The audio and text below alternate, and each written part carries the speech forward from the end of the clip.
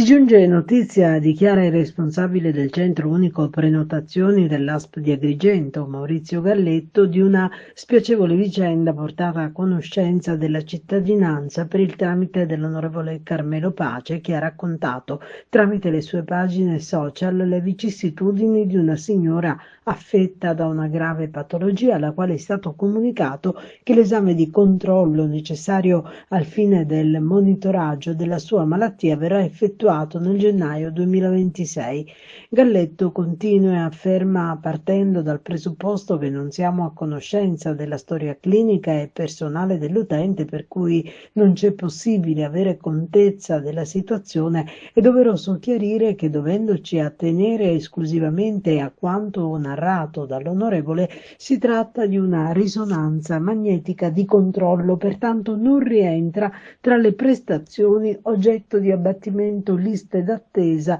né nei percorsi di tutela garantiti per legge da questa ASP. Da una verifica effettuata dalla cabina unica di regia, continua Galletto, possiamo presumibilmente dedurre che la paziente al momento della prenotazione abbia rifiutato la prima struttura disponibile e abbia dunque accettato la data proposta per la struttura da lei richiesta, dal momento che ad oggi la prima disponibile risulta essere il 21 febbraio 2025 se si tratta di risonanza magnetica con mezzo di contrasto e aprile 25 se si tratta di risonanza magnetica senza mezzo di contrasto. L'azienda sanitaria provinciale di Agrigento risulta essere virtuosa, dice, proprio nell'attività di abbattimento liste d'attesa per ciò che concerne le prestazioni critiche, in particolare per quanto riguarda le risonanze magnetiche di primo accesso, che già nel mese di gennaio sono state totalmente abbattute per l'anno 2024.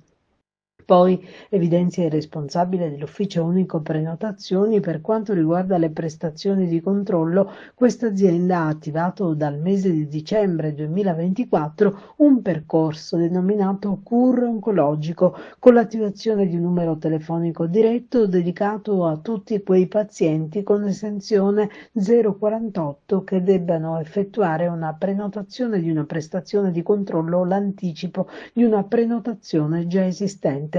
Gli utenti che hanno usufruito del percorso Cura Oncologia sono all'incirca 540, dice, di cui l'80% riguarda prenotazioni da effettuare ex novo e il restante 20% riguarda anticipi di prenotazioni già effettuate. Galletto poi sottolinea come l'ASP di Agrigento sia la prima azienda sanitaria siciliana che ha attivato questo servizio, suscitando interesse da parte degli specialisti oncologi di tutta la regione.